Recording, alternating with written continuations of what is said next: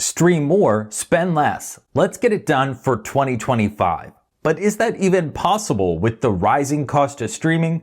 Well, today, I'm showing you how I'm rebuilding my streaming bundle for the new year. Live TV streaming, on-demand streaming, free streaming, it's all covered in this video. Now, it's been a few months since I told you about my decision to quit YouTube TV, mostly for personal reasons. And I've been surprised by just how much money I've saved so far. Let's take a look. YouTube TV is $73 a month and the least expensive of the premium live TV services shown here. But in recent months, I've been tracking a price war among live TV services and taking advantage of some of the great deals myself. The first month after canceling YouTube TV, I got a rare deal from DirecTV Stream, paid $50. It got better from there when I moved to Sling TV. I got the first month for $20 and the second for the regular price of $40. 2 months for only $60. And when I went to cancel Sling TV, look at this. They offered me $16 off a month for 4 months, plus Sports Extra. Now, the only reason I didn't take that deal, well, that's because Fubo sent me this deal, $75 off. And I really wanted to retest the service anyway. Now check out the math. If I stayed with YouTube TV, I would have paid $73 a month for all 4 months. Total cost, $292. Instead, I paid $132 by taking advantage of the deals, and I saved $160. Not bad for a few minutes of effort. Now I've got to mention, YouTube TV does have a free trial, usually a pretty good one, as well as deals for new customers. But as a longtime subscriber, I was not eligible for any of those discounts.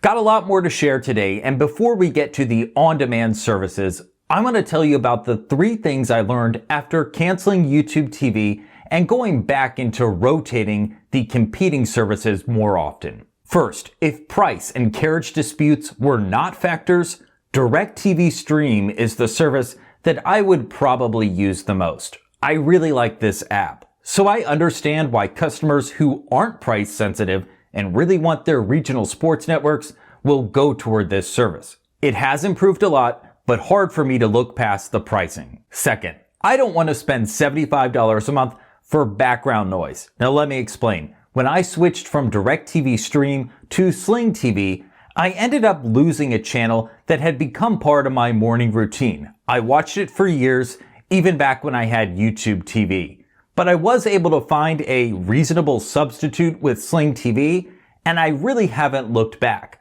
So a channel that I thought was a must-have channel turned out to not be a must-have channel after all. And third, Sling TV is probably the live TV service that makes the most sense for me at this point, and not just because it's cheaper. I'm down to about 5, maybe 7 channels that I watch pretty regularly, and 2 of those are seasonal. So if I can get most of those channels with Sling TV and supplement with an antenna for my locals, I think that's worth the savings over the premium live TV services. Now I've got my indoor antenna hooked up right now, and inside this Amazon package is a Tableau that I want to test out and see if I can make it part of my cord cutting setup. But for now, here's what I'm planning for live TV services in 2025. Most importantly, and probably no surprise based on what I've said so far, I'm done paying $75 a month for any service on a regular basis. Sure, I'll take advantage of the deals for the months when I want a live TV service, but I really am hoping to go without one for at least half the year. And I do plan to test any new, cheaper options that come on the market. Let's talk about on-demand services, and this is where a lot of people who cancel live TV end up spending most of their TV time. And I've made some changes here as well. I've done a total reset, and heading into 2025, the services that I am most interested in are Netflix and Max, and that's based on content recommendations in my Notes app. Some of those have come from you, so thank you. Another reason I'm thinking about starting with these 2, it's the discount I get for having Verizon 5G home internet. I can get a bundle of ad-supported Netflix and Max, $10 a month. If you are a Verizon customer, you may be eligible too. Now between the live TV service for about half the year and those two on-demand services, that is probably enough for me personally, but there are two additional services that I'm thinking about adding to the mix.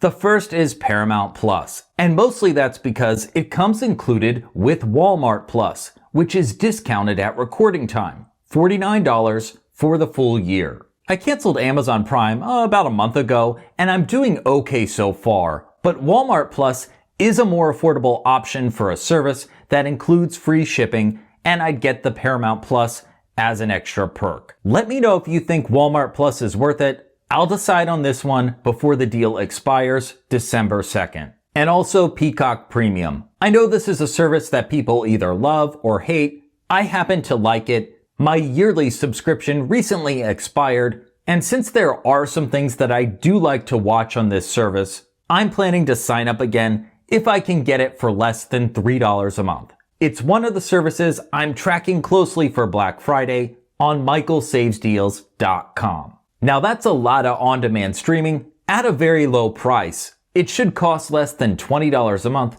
if the deals line up the way that I'm hoping. We'll see. Now before we get to the free services, let me explain why Hulu is not on my list this year. I actually like Hulu's content a lot, but even with the Black Friday deals, I found myself not using the app very often, and that's for one reason: too many ads. Of the on-demand services that I am planning to get, 3 of them have pretty reasonable ad loads: Netflix, Max, and Peacock. Although that can change at any time, I am bracing for more ads. And if there's anything that I really want to watch on Hulu during the year, I'll probably just sign up for a month of the ad-free plan and binge watch it. Here's something else that I realized. A lot of the time that I used to spend with live TV services has shifted to free services, particularly YouTube.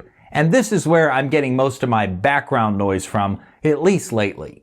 But I've also been opening other free streaming services more often for the same reason: background noise. Usually news or weather, but I know they have a lot more to offer because many of you have told me. So in 2025, if I end up with fewer paid services than I've planned, I could see myself leaning into Tubi, Pluto TV, and the Roku channel. It really just depends if they've got original content that catches my attention. For nearly a decade, I've been advocating for smaller, more affordable bundles, and I hope that that actually happens in 2025. Now for you, $75 a month for a live TV bundle may still be worth it. It's cheaper than cable. But ask yourself this: where are you spending most of your TV time these days? If it's regular YouTube and not a live TV service like YouTube TV, you may have the opportunity to rebuild your own streaming bundle and put more money back into your pocket for 2025. Get started by checking out my streaming TV, internet, and phone plan deals on michaelsavesdeals.com.